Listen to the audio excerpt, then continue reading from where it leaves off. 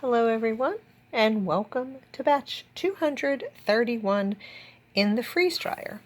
So the other day, or if you've watched the past videos, well, if I've uploaded them in order, I bought 2 hams, got them on sale at Easter for 95 cents a pound at Aldi, and we had actually one that we ate, and then I had 2 extra. They were half hams actually.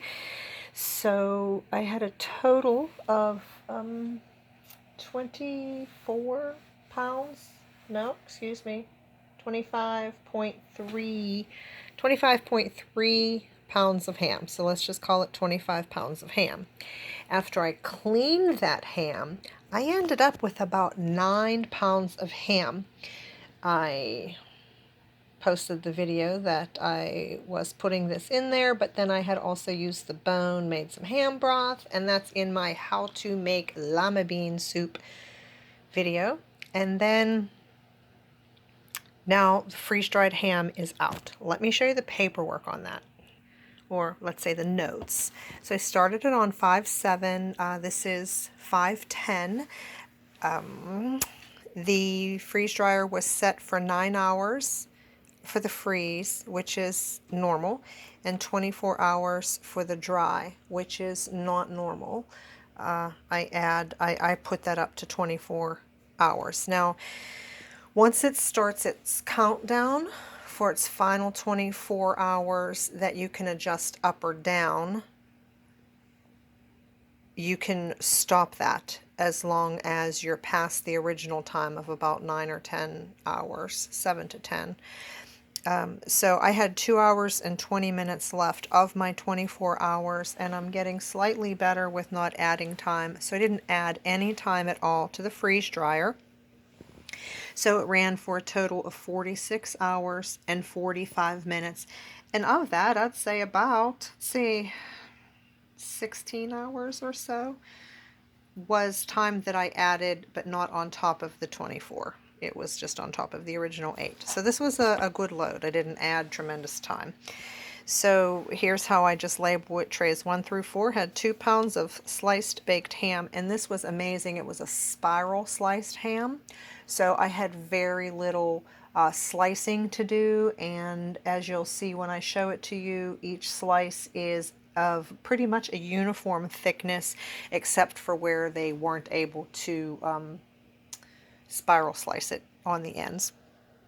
So the ham was $1.99 a pound.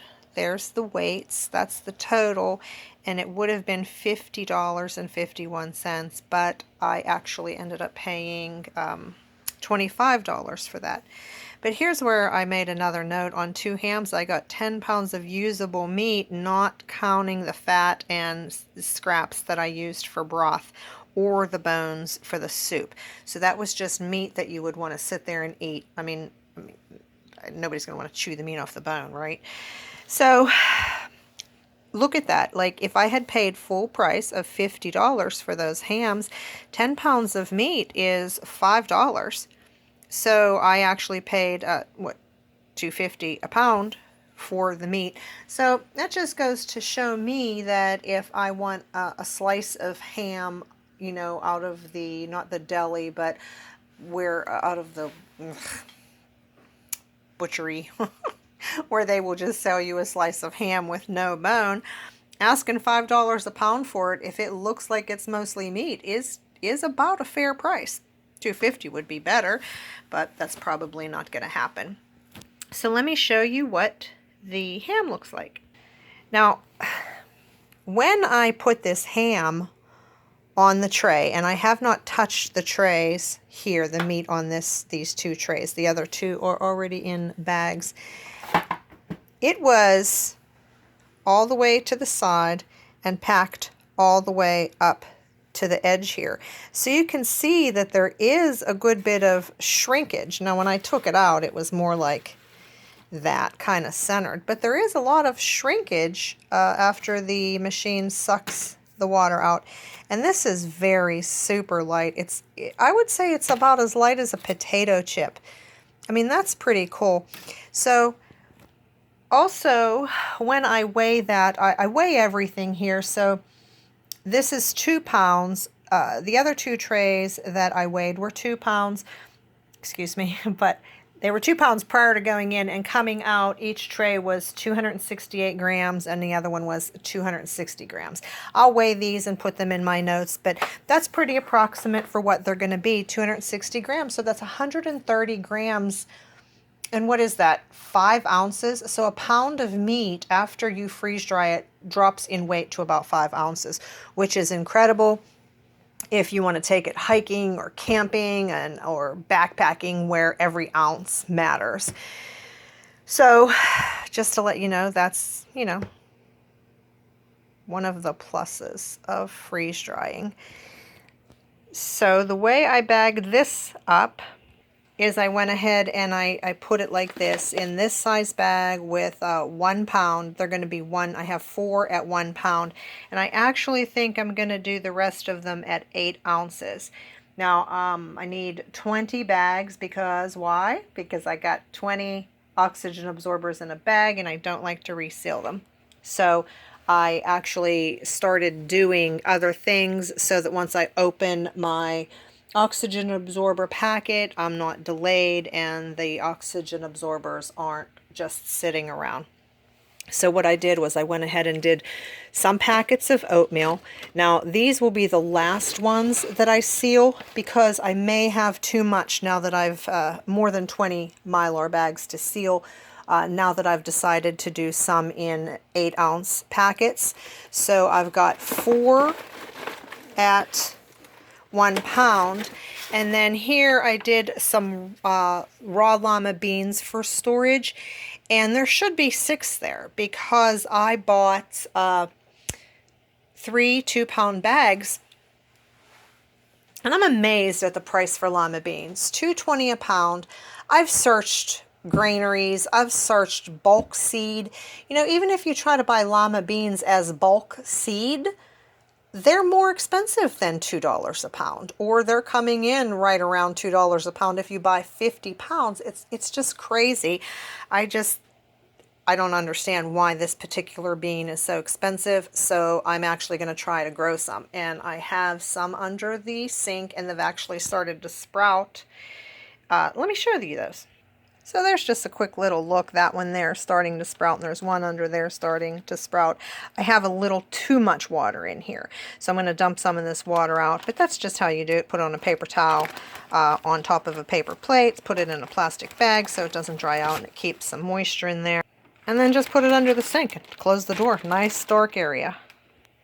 But if you've watched a lot of my other videos, you know that one of the pet peeves of mine is I like to weigh things before they go into Mylar. Sometimes if I just buy a 1 pound package of something and that's how I'm going to store it, I just pour it in there. But here's 2 examples where that doesn't always work. First of all, I had 6 pounds of lima beans, 3 bags of 2 pounds, and I should have been able to get 6 bags that each weigh a pound, and instead I was able to get 5 pounds because over these 3 bags it was 6 ounces short. So I had 5 pounds, 10 ounces, which left me 2 ounces short per bag. So if I wanted 6 bags, that had to be 15 ounces instead of 16 ounces, and that was the Great Value brand that was underweight. And here's an example of the lentils. I didn't quite weigh. Let me weigh this real quick. That's 108 grams, so 3 ounces. Yeah, 3.5 ounces, something like that, out of 6 bags. And these I got at Dollar Tree. So out of 6 bags, I was shorted that, 3 ounces. That's just, I don't like that. And I mean, maybe it accounts for the extra drying. Maybe after they dry them, they dry some more, or I don't know. But I just don't like that. Remember the tuna video and the canned chicken video? Like there were if you haven't seen the canned chicken video where when you buy a 12-ounce can of chicken, how much chicken you actually get, you need to go watch that. But this is it. This is what I'm doing today. Batch 231 in the freeze dryer. And I've already got the lima bean soup ready to freeze dry, and I pre-measured it. I figured, why put it in a bowl and measure it out later? Just go ahead and do it now. So I got the 4 containers out, and just that's 2.5 pounds of lima bean soup with some ham in each one. And that's my 4 trays ready to go in the freeze dryer as soon as it's done defrosting. So that's it, everybody. Thanks for watching, and let me know what you prepped today. Be blessed.